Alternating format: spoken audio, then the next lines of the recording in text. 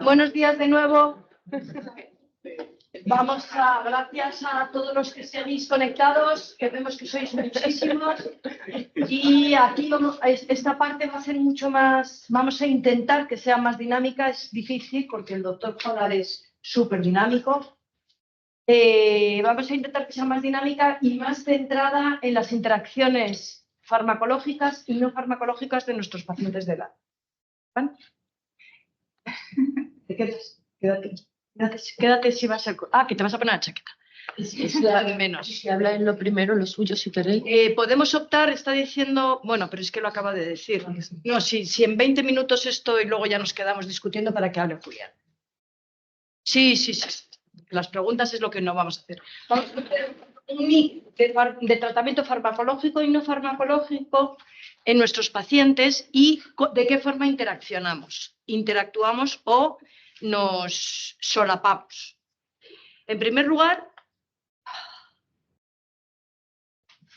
va a hablar la doctora Fernández de la Fuente sobre los tratamientos en reumatología que incumben a estos pacientes.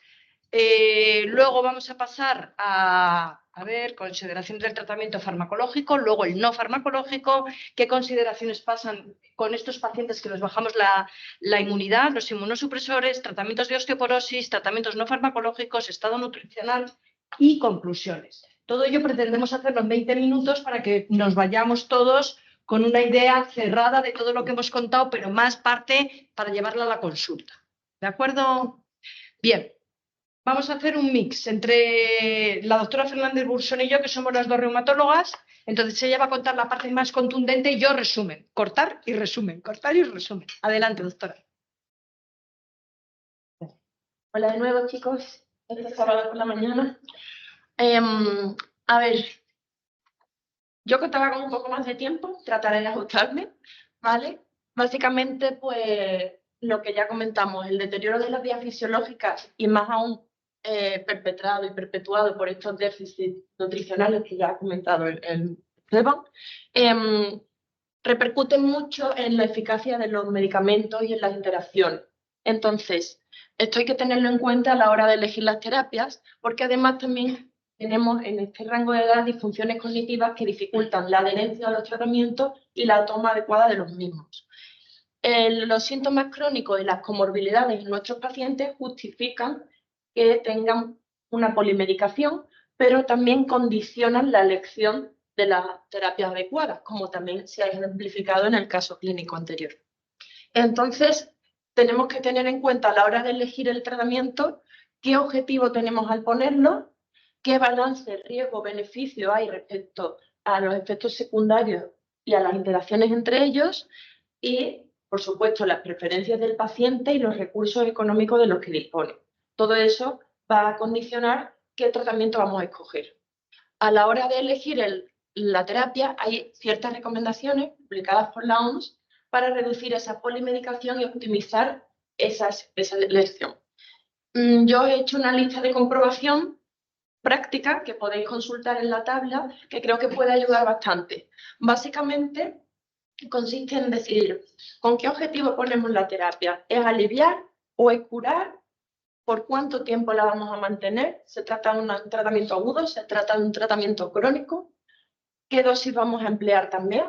¿El paciente tiene insuficiencia renal o hepática que nos va a condicionar la posología? Y sobre todo también informar a los pacientes y a sus cuidadores de cómo manejar estas terapias, cuándo es el mejor momento de administrarlas, qué hacemos si se olvida, si no se olvida, con qué se debe mezclar, si hay que tomarlo en ayunas o con alimentos, y en los principales efectos secundarios y adversos que puedan suceder para que estén alerta en el caso de que haya una complicación que nos lo notifiquen o que puedan asistir a urgencias si fuera necesario. También es importante hacer una reevaluación periódica. Los medicamentos muchas veces se ponen y se dejan como en barbecho. Y que siga para los restos, sin que nadie después lo vuelva a revisar. Esto pasa frecuentemente en pacientes con comorbilidades, porque además van a un médico o a otro, a varios especialistas a la vez, y el de una especialidad no se atreve a tocar lo del otro, y al final se van adicionando y nadie hace una apuesta en común, nadie se atreve a quitar y a modificar, y al final esto es difícil, porque además si el paciente tiene dolor o tiene un empeoramiento del síntoma, tendemos en consulta pues a hacer lo que podemos desde el despacho, ¿no? Que es aumentar la prescripción o aumentar la dosis. Entonces entramos en un círculo vicioso difícil de salir, por eso hay que pararse a veces y replantear. Y esto es fundamentalmente donde más nos podemos ver apoyados de los médicos de atención primaria, que además deben ser los principales guías en estos pacientes crónicos, que muchas veces pues parece que lo que digamos el especialista va por delante y no conocemos la situación completa del paciente y ellos sí. Efectos adversos característicos de los fármacos. Bueno, hay millones de efectos adversos que podemos tener en cuanto a los tratamientos reumáticos, ¿no? Que es de lo que nos basamos en este curso. Algunos medicamentos tienen un perfil que se va a asociar con un cierto evento adverso característico. En concreto, en cuanto a la enfermedad cardiovascular, tenemos obviamente los antiinflamatorios, los corticoides, y entre las terapias biológicas los que más aumentan el riesgo cardiovascular suelen ser los inhibidores de TNF-alfa y los inhibidores de JAK. Las infecciones, todos los FAMES, los fármacos modificadores de enfermedad, aumentan la susceptibilidad a infecciones. También los corticoides, que pueden englobarse en este grupo o no, según cómo los queramos considerar o el objetivo con el que pongamos el tratamiento, aumentan el riesgo de infección. El daño orgánico, las hepatopatías, el metotrexato como principal exponente, pero no debemos olvidar la reflunomida, sobre todo cuando se usa de forma concomitante. La toxicidad renal, los AINES, bien conocidos, y la pulmonar, metotrexato y leflunomida también, igual cuando se usa de forma concomitante o cuando se ha usado metotrexato previamente a leflunomida, se ha visto que hay más riesgo de daño pulmonar.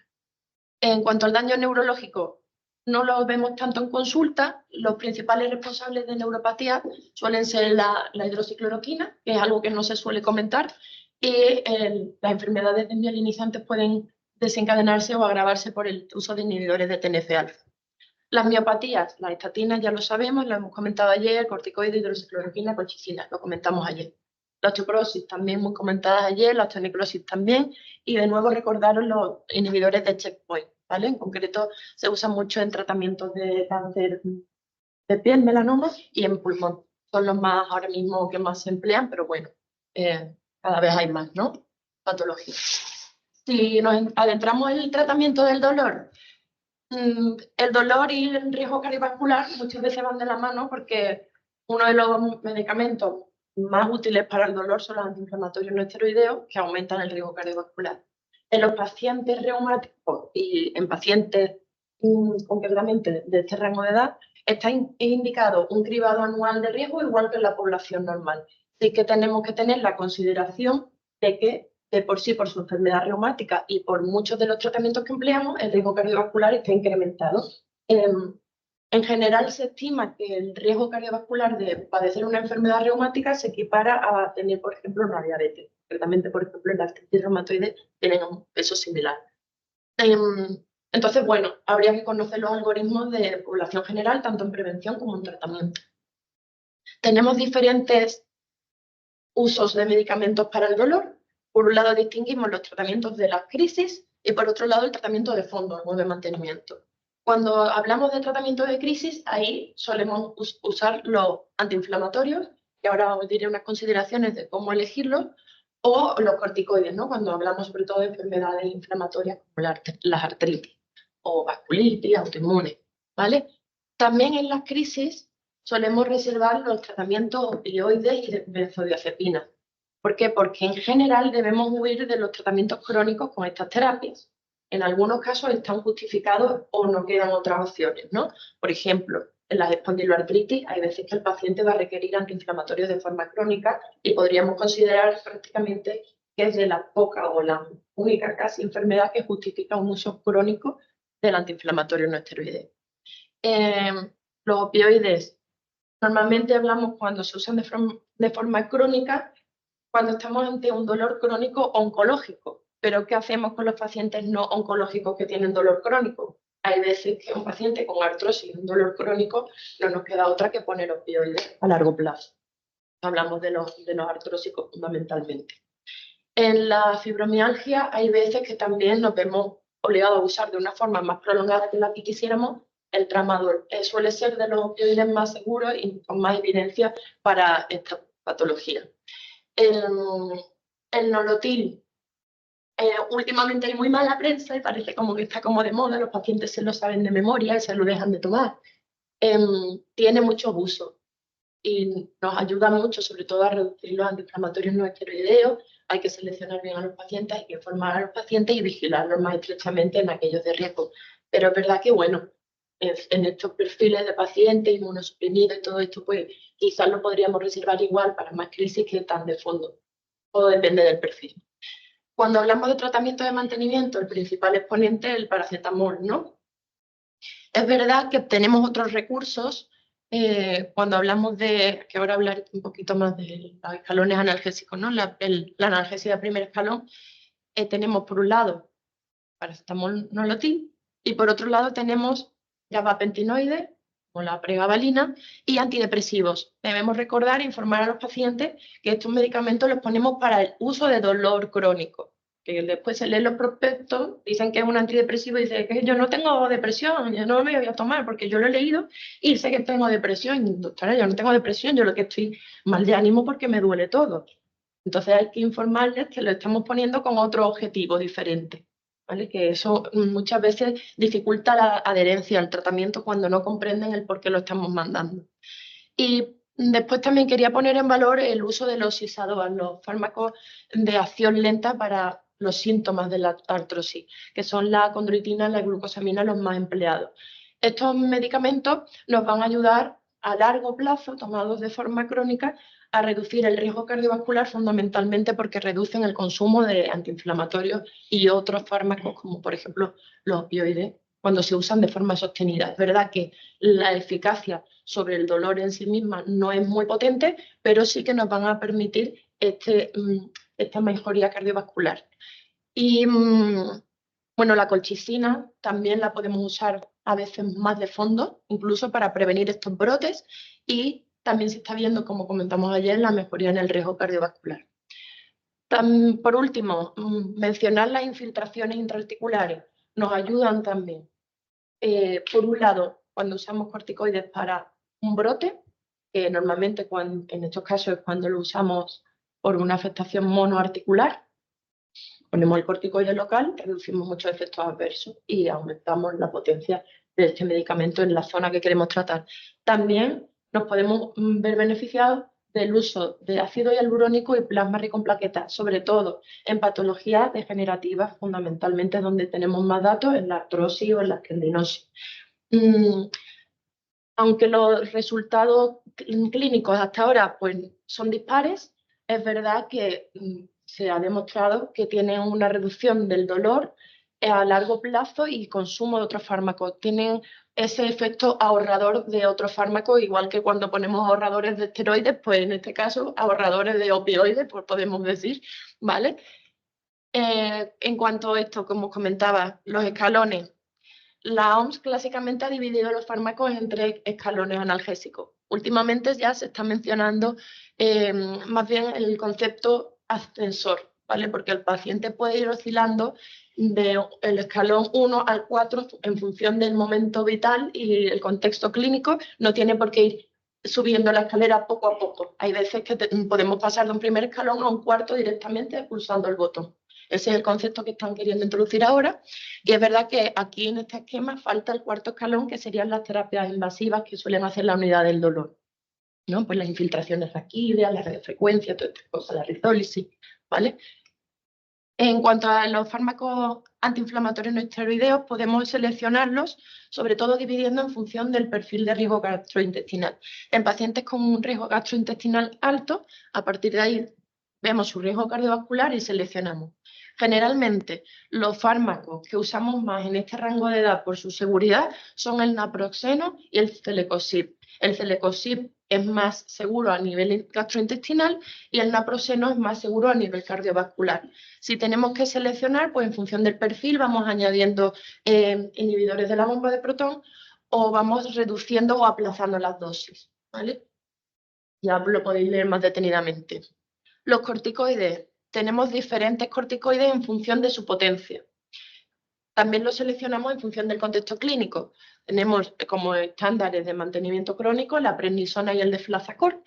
Y en casos de infiltraciones intraarticulares, los que más empleamos son la triamcinolona por encima de todo y la betametasona. Cuando ya queremos pasar a vías parenterales, por ejemplo, tenemos la metilprednisolona para la administración intravenosa en pulsos, cuando estamos en un brote más agudo, o la desametasona, que es más empleada en patología urgente. Recordemos otros efectos adversos del corticoide que a veces dejamos más de lado o que a lo mejor los pacientes nos pueden consultar y no tenemos muy claro. Aumentan la frecuencia de equimosis, la atrofia cutánea, que también con la edad de por sí ya está incrementada, pues cuando el paciente nos comenta, es que me salen muchos moratones, puede ser por esto, se lo debemos decir. Púrpura cutánea, estrías, úlceras de difícil cicatrización, la giba, la jorobitas, ¿vale? También es asociada a esto. Y bueno, lo demás ya lo conocemos, ¿no? Facies de luna llena. Recordemos también los efectos adversos neuropsiquiátricos. A veces induce la depresión, sobre todo con la toma crónica o con dosis altas puntuales. Cuando los pacientes ingresan y le dan dosis altas de corticoides, también por el efecto rebote, cuando se les retira sin una escalada adecuada, pueden tener esa deprivación, ¿no? Como ese mono y le entra depresión. Ya entrando en los fármacos inmunosupresores, que es con la última parte que es la que yo me voy a centrar, los podemos dividir de muchas maneras, ¿vale?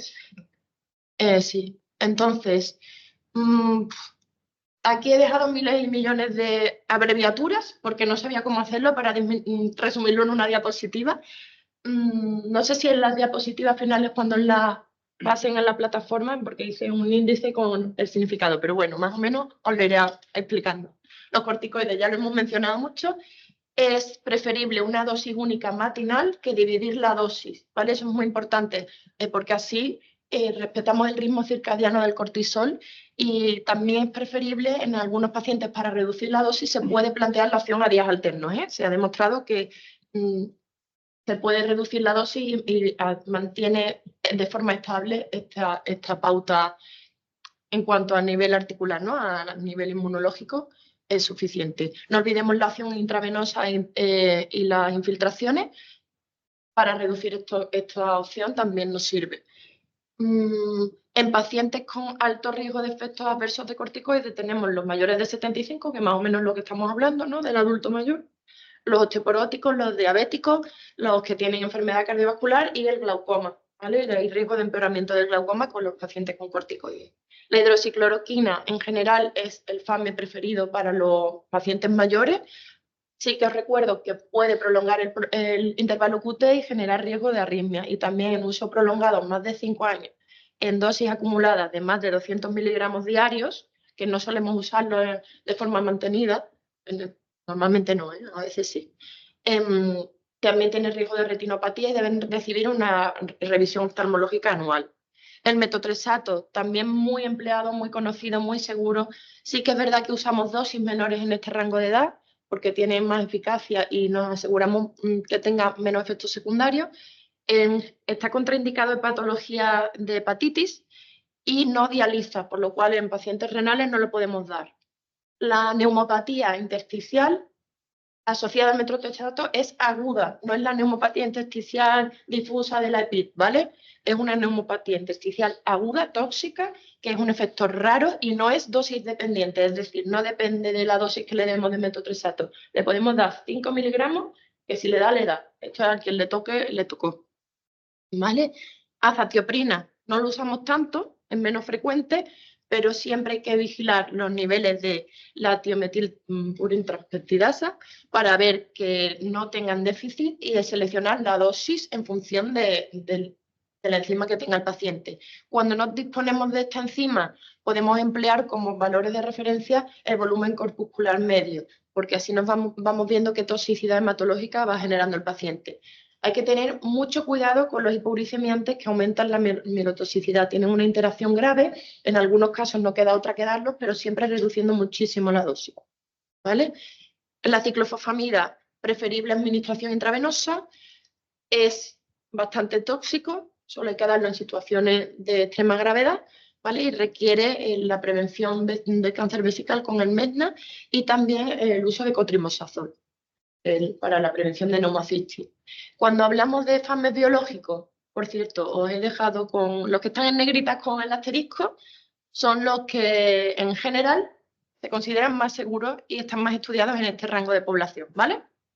Para que los tengáis ahí bien marcaditos. Los inhibidores de TNF-alfa, muy seguros, muy estudiados, muy conocidos en esta población, ¿vale?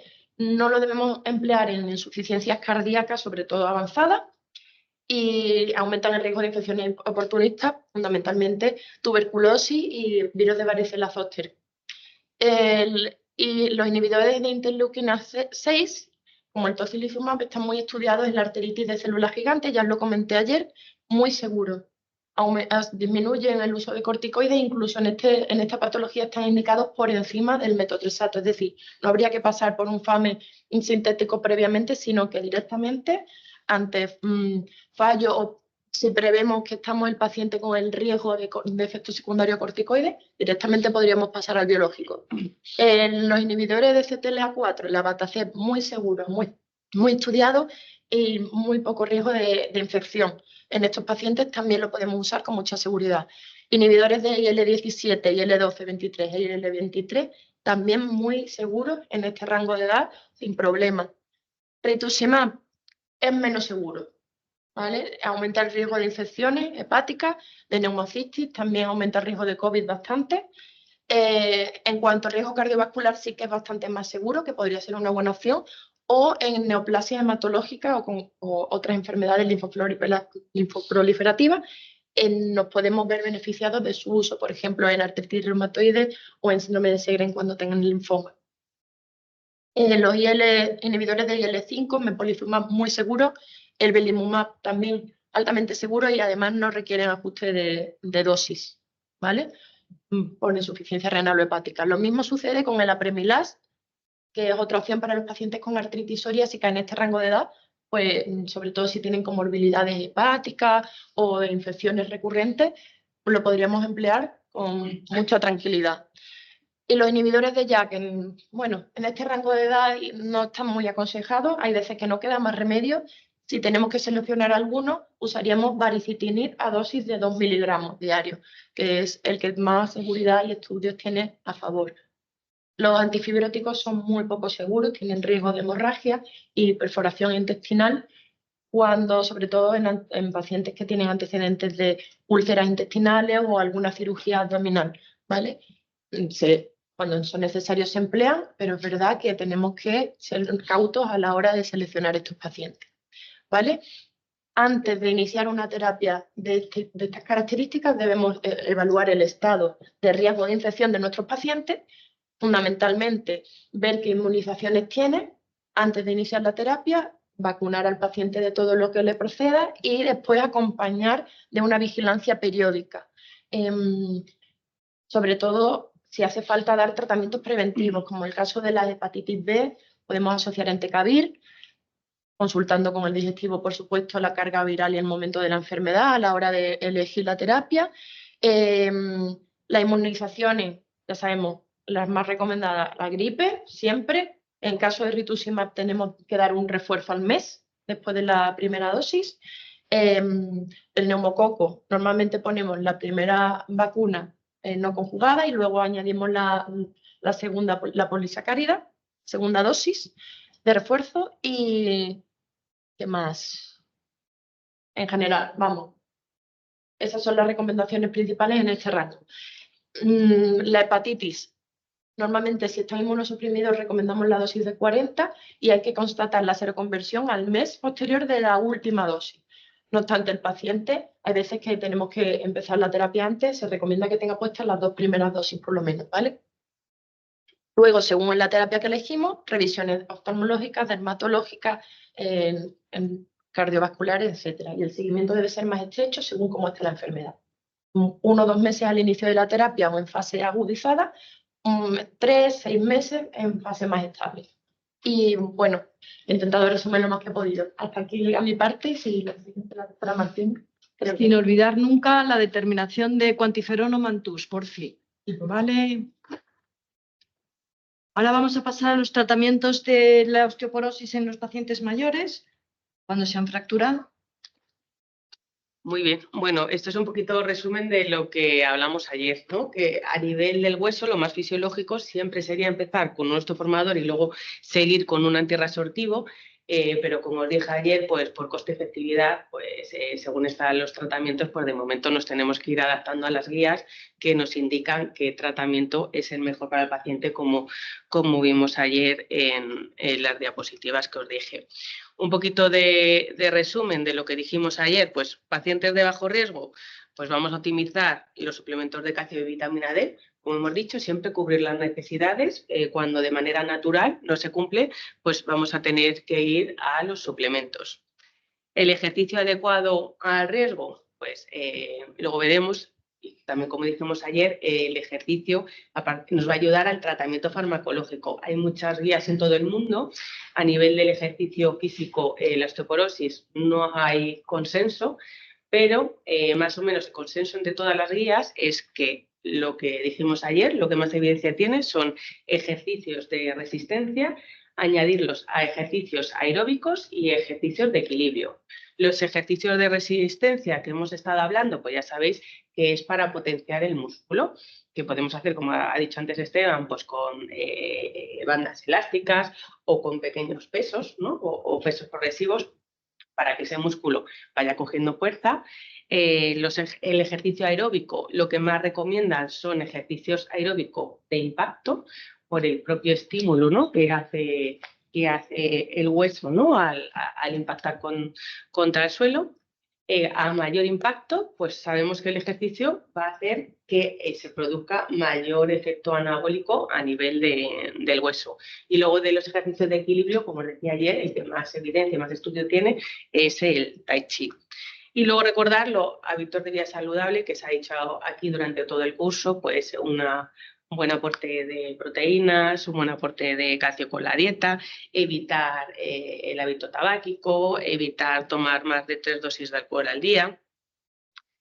A nivel del grupo de riesgo alto, pues igual, vamos a optimizar la ingesta de calcio y de vitamina D, el ejercicio. Bueno, el ejercicio luego también recomendaros que en estas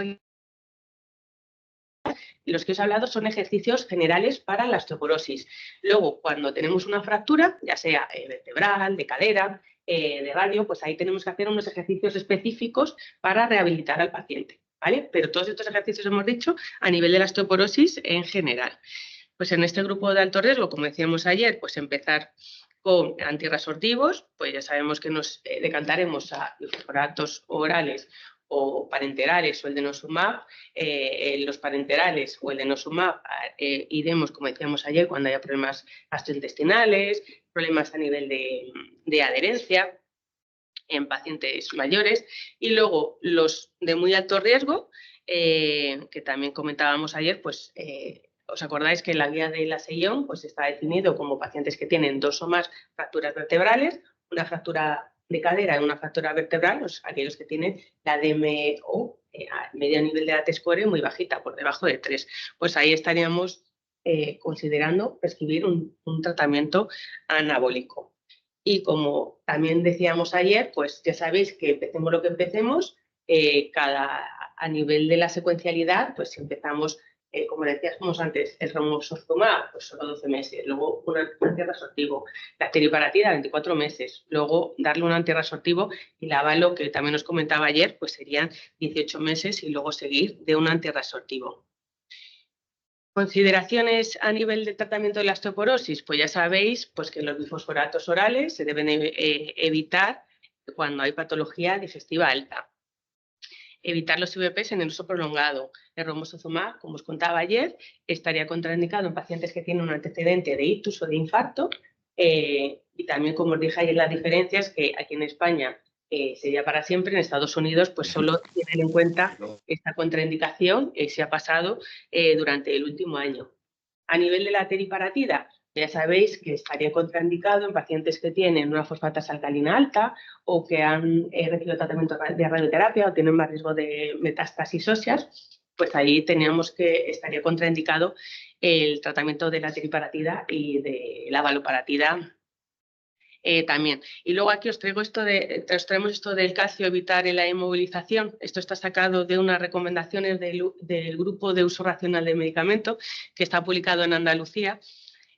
Cuando hay una inmovilización, ya sabéis que hay un aumento de la resorción ósea, entonces aumenta la calcemia. Pero yo, hasta que sepa, no hay nada publicado en pacientes inmovilizados. Solo hay publicado en pacientes que estaban en diálisis y tenían insuficiencia renal, que ahí sí que hubo casos de pacientes que están con suplementos y había más hipercalcemia. Pero bueno, os lo traigo aquí para haceros esa puntualización. Y aparte del tratamiento no farmacológico, la dieta mediterránea, que nos ha contado Esteban, el consumo de calcio y vitamina D, que ya hemos estado contando, el ejercicio adaptado en cada paciente y, muy importante, como comentábamos ayer también, la prevención de caídas y aquellas situaciones que aumenten el riesgo de fractura. Y lo que hablábamos antes de evitar esos hábitos tóxicos que hacen que perdamos masa ósea. Y aquí, a nivel nutricional, si quieres, Esteban, comentarlo. Casi que no, porque lo acabamos de comentar, ¿no? Pero bueno, ya hemos dicho que son la pirámide que se recomienda en esta población y que generalmente se requieren suplementos nutricionales ricos en calorías y en proteínas. Perfecto. Bien, o dirás tú, lo que tú quieras. Bueno, como conclusiones de esta ponencia, que hemos puesto todos los fármacos en conjunto para intentar resumir todo lo interesante que hemos contado, ver que en el adulto mayor hay que tener especial cuidado en los tratamientos farmacológicos que ponemos y el cuidado y saber qué es lo que vamos a hacer, qué objetivo queremos alcanzar. Si mejoría, analgesia, devolverlos a la función, como decía ayer el doctor Gil. Es fundamental evaluar el riesgo cardiovascular periódicamente, porque ya sabéis que es la máxima incidencia de mortalidad, el riesgo cardiovascular, por eso no podemos perder la oportunidad de reevaluarlo, así como el estado y el riesgo de infección en cada caso, con un tratamiento inmunosupresor, que lo ponemos con mucha asiduidad los reumatólogos, y prevenir y tratar la osteoporosis, porque, como dijo aquella compañera que empezó a trabajar conmigo antaño, cuando empezó a trabajar conmigo se dio cuenta que los enfermos tienen huesos. Es que no solamente tenemos dolor, no solamente tenemos músculos, sino que hay que tener cuidado con esta pérdida de huesos debido, por ejemplo, al tratamiento corticoideo que utilizamos muy asiduamente. Uno de los síntomas crónicos es el dolor y hay que conocer las herramientas para hacer un abordaje real. No se le puede decir, no se queje mucho, esto es de la edad, todo eso le sienta fatal, pero nos sentaría fatal a todos, ¿vale? No se preocupe, que es que el cuello le duele porque es que tiene usted 80 años. Eso lo he dicho yo también, pero me voy acercando y me doy cuenta que es que las cosas van doliendo. Y el riesgo de interacciones farmacológicas y los eventos adversos característicos de cada medicamento deben valorarse minuciosamente y, sobre todo, en qué estado de nutrición está el paciente. No es lo mismo un desnutrido que le queramos dar un fármaco que habrá que ajustarlo a la dosis, que es las preguntas que le vamos a explotar ahora al doctor Jodar para que nos cuente. ¿Alguna pregunta específica? Quería preguntarte sobre el otro. Hay un paciente que vino que tenía una artritis psoriásica que llevaba muchísimo tiempo que se la ponía cada 3 semanas, creo que sí. Entonces me trajo un volante del dermatólogo y dijo, valorar inmunización. Lo que quiere que le ponga. Entonces, solo me dijo que valorara el tiempo. Lo que tengo que hacer una analítica para ver qué medida. Entonces, ahora con lo que he dicho aquí, lo único que he sacado claro es que hay que vacunar de la gripe y del neumococo en general, y hay que ponerle todos el neumococo. No tengo que hacer una analítica para ver. Pero acaba de salir, perdóname, que es que eso no sé lo que te acaba de salir del neumococo, se ha generalizado la de 23 serotipos y se puede poner una ya. Sí, sí. ¿Vale? Eso depende de la guía. Bueno, el caso es, generalmente, La gripe y el neumococo se usa una pauta como en la población general. Sí que es verdad que hay que insistir en que cumplan adecuadamente en sus vacunaciones. No tengo casi. Sí, eso sí, pero normalmente el que pone la terapia biológica debería hacer ese cribado. Entonces, Digo, bueno, normalmente antes de iniciar la terapia biológica, lo mínimo que se debe hacer por protocolo es la serología de virus hepático, la serología VIH y el cuantiferón o mantú según si el paciente ya tiene tratamiento inmunosupresor o el riesgo, etcétera. ¿Vale? Eso es lo mínimo que se despacha. A partir de ahí, bueno, hay veces que, por ejemplo, cuando los mandamos a preventiva han perdido inmunidad de la triple vírica, esta, la sarupa, ¿no? La han perdido y se puede revacunar previamente, pero a grandes rasgos es lo más fundamental las vacunas de la hepatitis B, que es así que muchas veces os la mandamos para que cuando ya sabemos que han perdido inmunidad o que no la han tenido nunca, se le ponga desde el centro de salud, pero es más que nada para gestionar que se le administren sus vacunas, no porque necesite un estudio previo. Normalmente lo hacemos nosotros y ya después... También estamos porque Sí. los IJAK bloquean también en esta zona de interesación. Sí. Sí, son dos. Eso todavía lo que pasa es que está bastante restringida según la zona también, pero fundamentalmente las ponemos en pacientes que ya han tenido episodios de herpes o tienen herpes recurrente, o bien hay un alto riesgo de herpes en función de qué terapia van a recibir, entre ellos. Aquí en Madrid, Que yo sepa que no, pero que a nivel global es que parece que no, pero te pega una herpes y te quedas con una neuralgia posherpética que te pasa al 30% y te fastidian la vida de una manera. Pero que luego además nosotros al bloquear el DAS2 aumenta la ciencia. Claro. Eso al final se hará sistemático seguramente, pero a día de hoy, como todavía es verdad que no está tan extendida, también es costosa y tal, según la zona pues va cambiando. Allí pues, generalmente se está poniendo eso en pacientes mayores que han tenido o tienen un riesgo especial de pezón. Aquí en Madrid se está poniendo mayores de 65 y si ya no entras dentro del año no te la ponen. Entonces, Todavía no, los señores acaba de llegar y todavía no está tan estandarizado, pero será así. Se pondrá a todos los mayores de 65. de revacunación, pues acabas de comentar. Luego los niveles y bajo cuando la vacunar y hablé una vez con la microbióloga que me dijo, luego al final se cogen algo y sí que tiene anticuerpos aunque la analítica no lo ponga. Y yo me quedé con esa frase, ya ves, yo que sé, Policía Nacional que me dijo, luego que me ponga la vacuna de la hepatitis B porque mira, ya no tengo anticuerpos.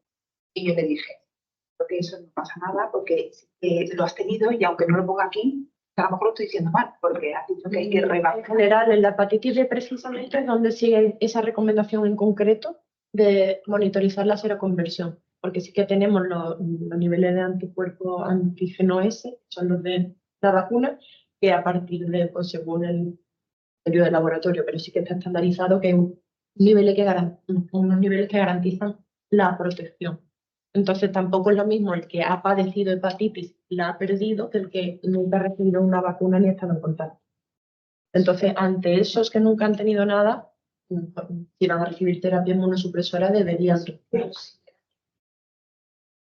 Terapia inmunosupresora, salvo que tengan una profesión de riesgo o un viaje a un centro, o sea, un viaje no lúdico, sino por profesión, ¿no?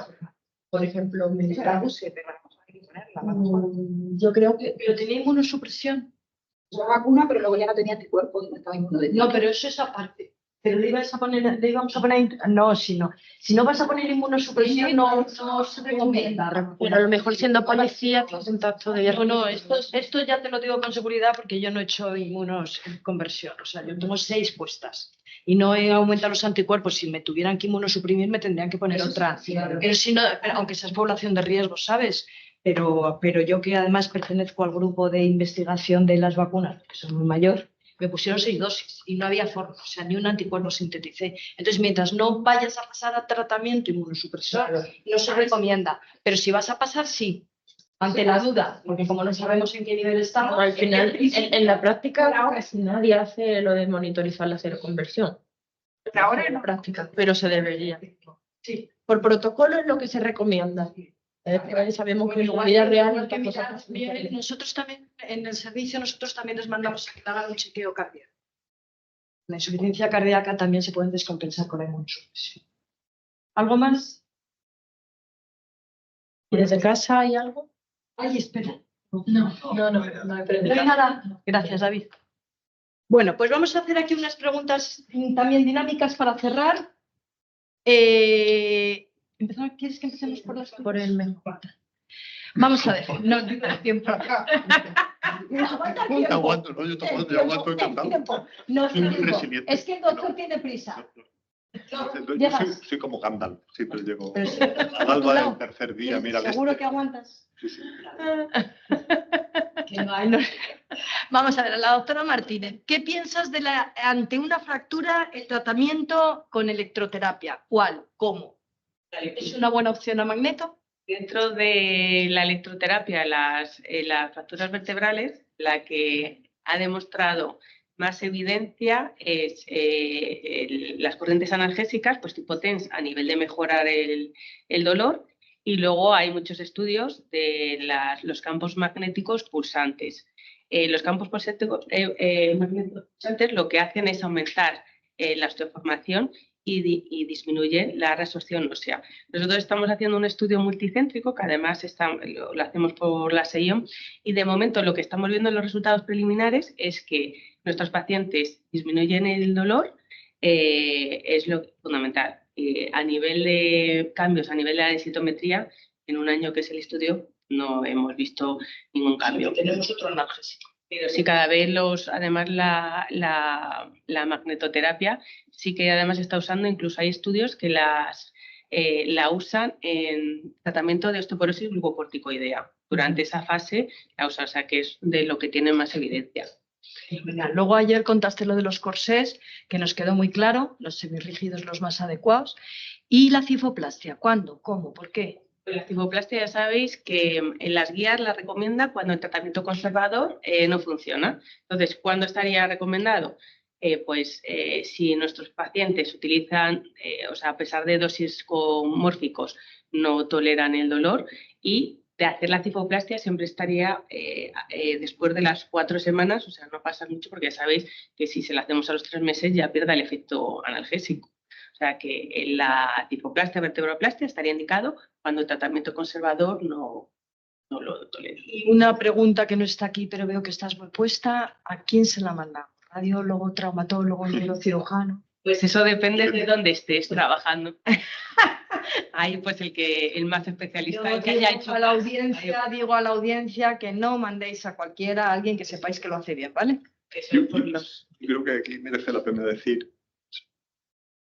seguro que lo tenemos todo en la cabeza, pero ese paciente, si esa fractura es osteoporótica, por favor que esté con un tratamiento altamente efectivo, de alta eficacia. Eso incluye algún antirresortivo, pero sobre todo probablemente anabólicos, porque probablemente, aunque yo me conozco la que es la SEIOM, me toca, no de los autores, pero probablemente una fractura vertebral sintomática con cualquier otro factor de riesgo adicional hace 75 años o cualquier otro convierte a esa persona en muy alto riesgo de fractura, ¿no? Y un anabólico yo creo que estaría indicado, salvo contraindicación mayor.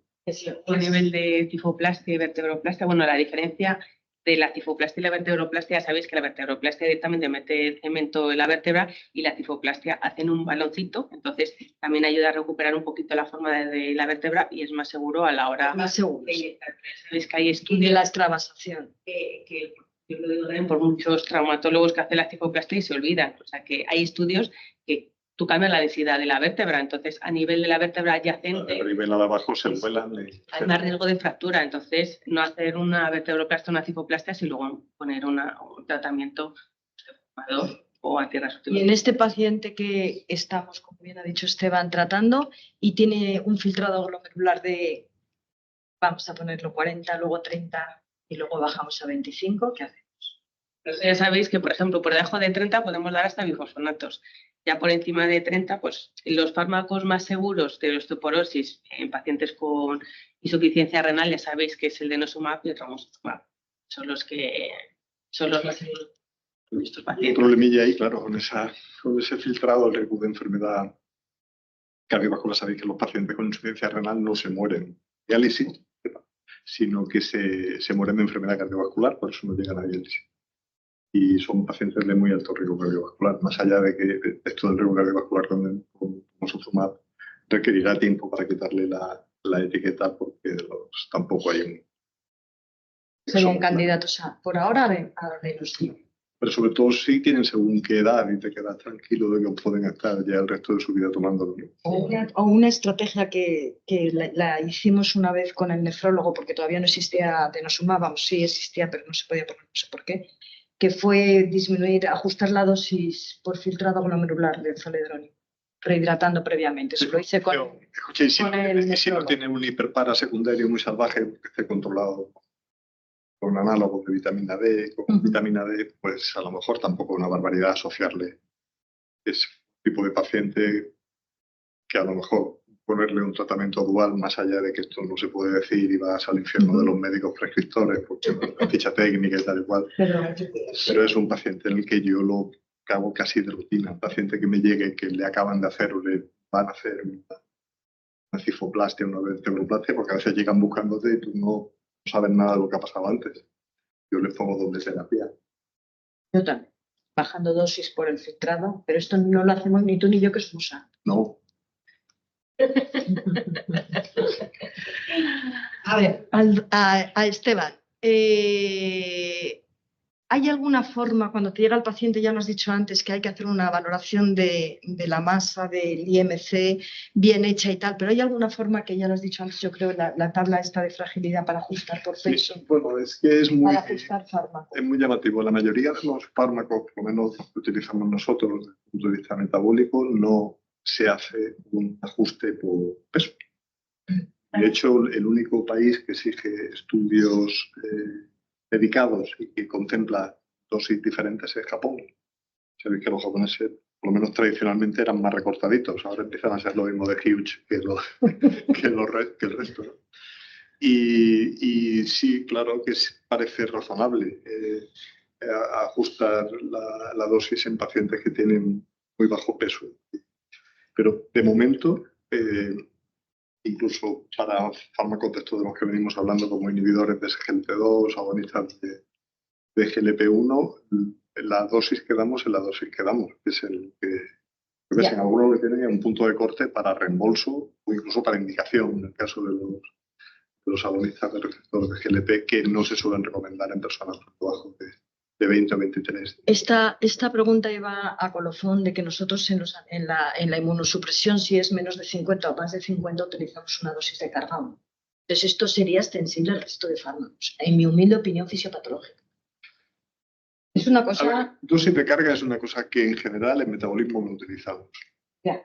No utilizamos ni tampoco lo hacemos en osteoporosis, no lo hacemos en diabetes, no lo hacemos en hiperlipidemia, que sí. Porque lo que haces es un tratamiento hasta un objetivo. Generalmente un objetivo. Quiero decir que puedes medir, ya sea de hemoglobina glicosilada, de filtrado, de LDL o de... Pero vamos, que por peso no podemos ajustar hoy por hoy. Sexo, que es la otra parte, género, ya sabemos cómo decirlo, pues ojalá, pero seguimos teniendo una medicina muy sexista en un poco de parte de las mujeres. En general, el campo más obvio es cardiovascular, donde las mujeres se entienden representadas, y a mí el que siempre me ha resultado más doloroso es la terapia hormonal sustitutiva, que a estas alturas del partido sigamos, sobre todo en ciertos entornos, desaconsejándola de rutina, me parece una barbaridad. Cuando ya no estamos hablando de estrógenos equinos y de empezar tratamiento a los 63 con Women's Health Initiative. Muy bien. Si se os ocurre alguna más, decir, ¿vale? Pasamos al mundo de los corticoides, nuestro gran caballo de batalla. En primer lugar, paciente diabético con dosis alta de corticoide porque tiene una arteritis de células gigantes. ¿Qué nos puedes aportar antes de que os llegue? Porque desde luego en mi servicio nosotros lo derivamos todo al endocrino que nos ayude. De hecho, os llamamos para que sea un poquito rápido. Son pacientes en los que lo que haces es disparar la resistencia a la insulina. Por tanto, por eso se descarajan. Los corticoides son una de las hormonas intrainsulares típicas, a las catecolaminas o a la Esto clásicamente lo hemos tratado siempre igual, que es con insulina NPH y por la mañana. Que con una dosis va bien, porque es como suele dar por la mañana para intentar remediar la fisiología, como se ha comentado hace un momento. Lo que suelen dar son problemas más bien hasta la hora de comer o hasta la hora de la tarde. Y ha sido la forma tradicional. Sí que es cierto que ahora tenemos armas que hacen que incluso las dosis altas no empeoren tantísimo, no lleven algún ajuste. Realmente, insisto, lo que han hecho los agonistas los de GLP-1, por ejemplo, es que ya son el primer inyectable recomendado en la persona con diabetes porque son más potentes. Así que muchos pacientes veréis, incluso cuando la veis, no digo ya pulso, pero sí dosis alta. Son dosis altas durante mucho tiempo. Durante mucho tiempo hay que hacer ajuste, pero ya no se ven las barbaridades. Y en dosis bajas que se nos desajustan, como es una infiltración, les damos importancia, no les quitamos Yo importancia. no les daría tremenda importancia, salvo que las infiltraciones lleven, pero tampoco se hacen tanto, como hemos visto en el pasado, que se ponían verdaderas Dosis, no. barbaridades. Ahora ponemos triamcinolona 40 como mucho, 1 miligramo de... Ahí se puede ver algún grado de descontrol, pero no. yo diría que comparable al de vacaciones. Exacto, relax. El de vacaciones. Al de vacaciones, eso me refiero, que llevan a un hotel con buffet libre. Eso es. Exacto. Me ha gustado el término, es muy expresivo. Sí, pero es que hay pacientes que no quieren pincharse porque son diabéticos y no quieren que les infiltres. Y te cuesta convencerlos. Entonces, por eso quería yo hacer esta pregunta. Y el filtrado glomerular ya lo hemos hablado. Y en la última, los suplementos. Esto también lo hemos hablado. Pero yo lo que diría que si el filtrado está bajo, el único contexto en el que consistentemente los nefrólogos recomiendan una dieta baja en proteína es la nefropatía diabética. Solo. Las otras no ha demostrado que sea tan necesario y sobre todo si son formas, algunas de ellas saben que son formas que tienen una pérdida de proteínas en proteína que no es baja. Sí. Y para la doctora Fernández de la Fuente, lo de la patología degenerativa, los ISADAS, que ya los dejo apuntar, danos unas pinceladas sobre el ácido hialurónico y a ver si puedes responder la pregunta de ayer sobre el PRP en patología degenerativa. Cortito. A ver, esto es... Damos cursos solo de eso. Tan experta en el tema. Bueno, en suplementación con ácido hialurónico tenemos datos favorables de que ayuda mucho al dolor y a la función. No buscamos el objetivo de regenerar, ¿vale? Aunque se le llame medicina regenerativa, todavía no tenemos datos suficientes. Bueno, el ácido hialurónico algún potencial tiene, pero fundamentalmente con medicina regenerativa nos referimos al plasma, ¿vale? Eso, todavía no tenemos datos suficientes que aseguren que tienen ese potencial, o sea, esa capacidad regeneradora. Hay algunos estudios que sí, que se van viendo algunas evidencias, pero bueno, es contradictorio todavía. Sí que es cierto que el potencial terapéutico lo es, falta demostrarlo. Es verdad que no hay estandarización de las técnicas todavía para que permita comparar un estudio con otro de forma que podamos sacar las conclusiones más certeras, pero en general sí que tenemos evidencia de que mejoran el dolor y la función, que es el principal objetivo que tenemos con nuestros pacientes, sobre todo en estas edades, que es aliviar y mejorar calidad de vida. A lo mejor en un paciente más joven con una lesión más precoz vamos a tener más evidencia a nivel regenerativo, pero reitero, nuestro objetivo no es regenerar ni hay que decirle eso al paciente. El objetivo es mejorar calidad de vida, mejorar dolor y función. Y eso lo logran con mucha seguridad y sin efectos secundarios más que las propias complicaciones de la infiltración, igual que podemos tener con una infiltración de corticoides, ¿vale? No tienen esa contrapartida de que tiene un efecto deletérea sobre el cartílago, que sí tiene el corticoide, no aumenta la glucemia, no aumenta la tensión arterial y bueno, ¿verdad? En ese sentido, con sus consideraciones sí que pueden tener su efecto local con artralgia, sinovitis, en algún caso extrañísimo una infección que también hay, igual que en el resto de infiltraciones, ¿no?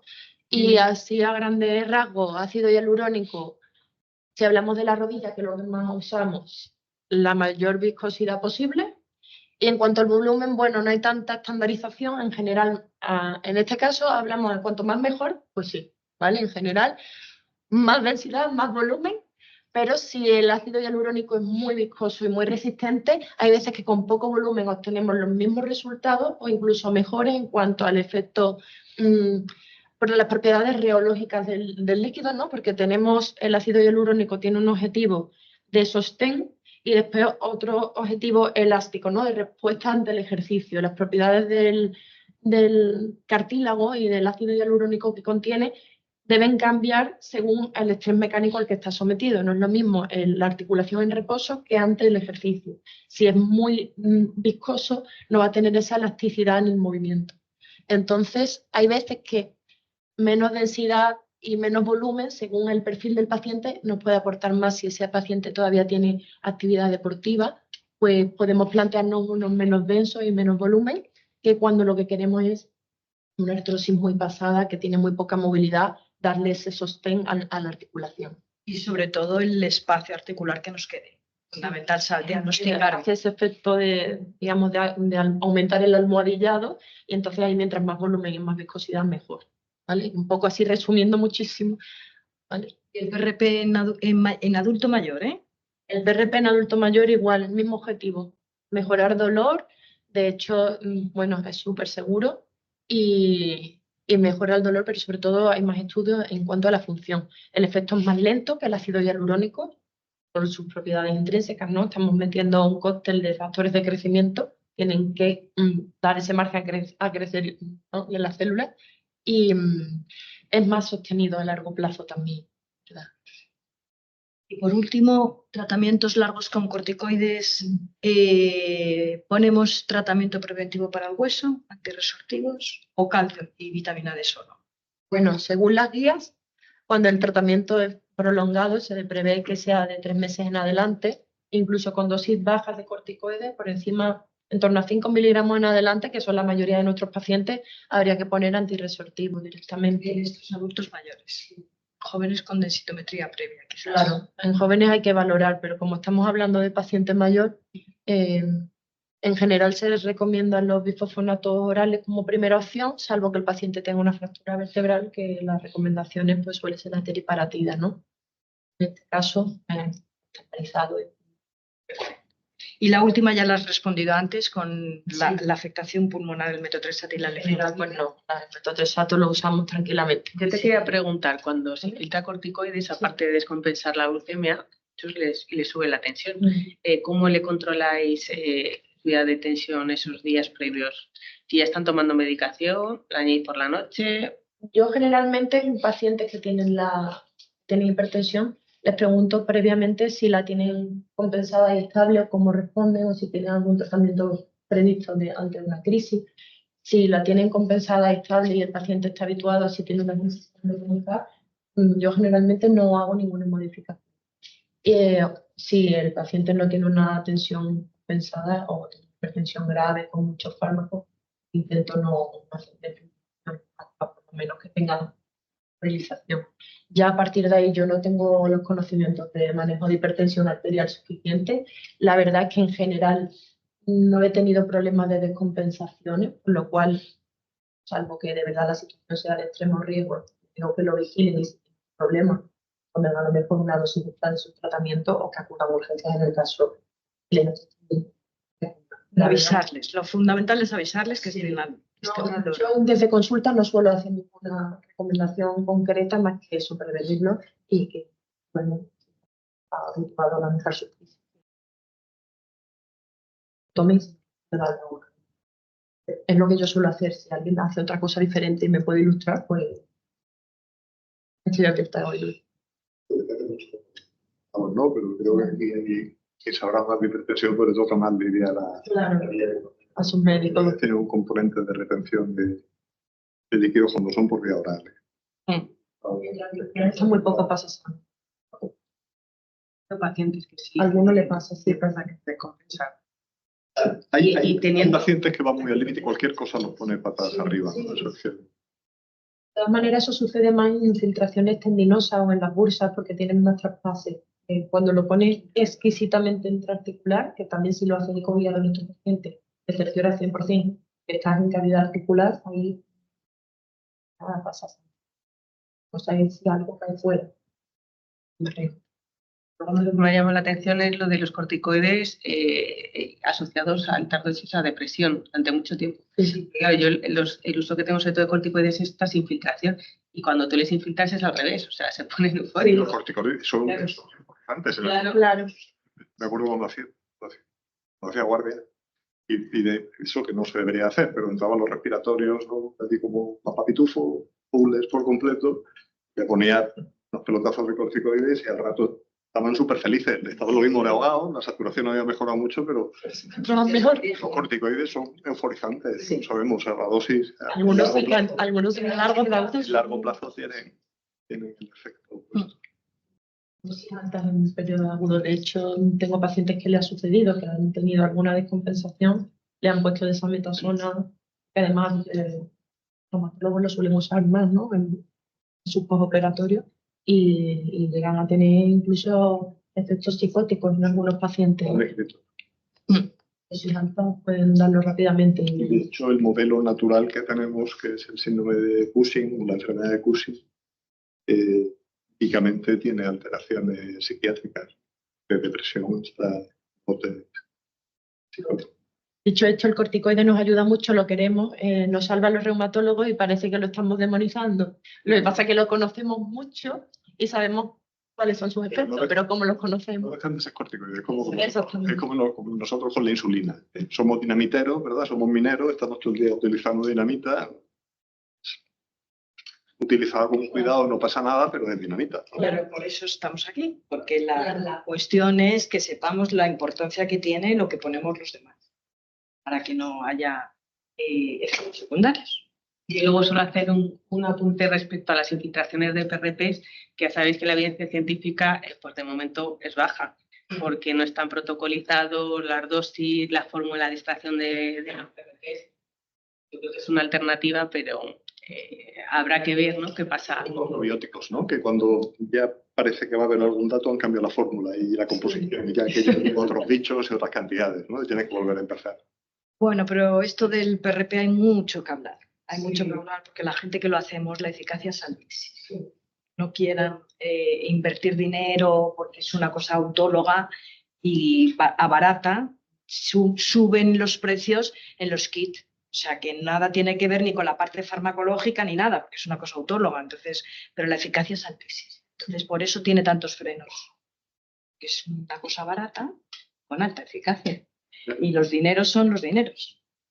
¿Vale? ¿Por la consulta hacéis el autocentrifugado? ¿Lo mandáis al laboratorio? No se pierde de vista el suero. Esto principio fundamental para quien lo quiera hacer. El suero no se pierde de vista en tu vida. Se hace la consulta con un sistema cerrado y nosotros, además de la rodilla, que es donde más evidencia hay, hemos empezado a hacerlo en mano. Y en mano los resultados son espectaculares porque no es de cargas, no es una articulación de carga. Entonces se hace de almohadilla, que es cierto, es analgésico, otro analgésico, pero ahora estamos en la fase de a ver cuánto tiempo dura. Llevamos 1 año y medio que no hemos tenido que volver a infiltrar a nadie, por ahora. O sea, no es paciente, pero... Vamos a ver si verdaderamente regenera. Ahora hay que medir. Las tendinopatías más desfavorecidas. ¿Eh? Las tendinopatías.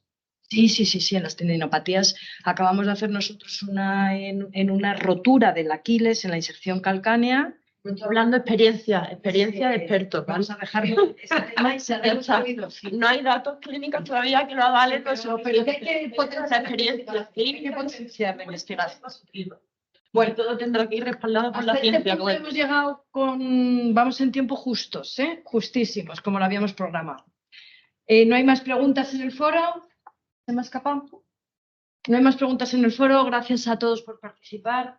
Gracias a todas las preguntas que habéis hecho. En esta parte he echado de menos yo que desde casa preguntarais. Ha sido muy enriquecedor. Gracias a los tres. Quedará todo colgado en el portal, en la web, en la plataforma de la web. Las preguntas del examen, junto con las de legal, que lleva 2 preguntas de legal, se volverán a colgar del 1 al 30 y esta sesión científica ha terminado. Ahora vamos a pasar a otra cosa diferente para no perder el ánimo, que va a ser muy interesante. Es verdad, Julián, de dependencia, incapacidad, qué podemos hacer y qué podemos aportar. A ver si nos llevamos a casa ya el circuito cerrado. Gracias.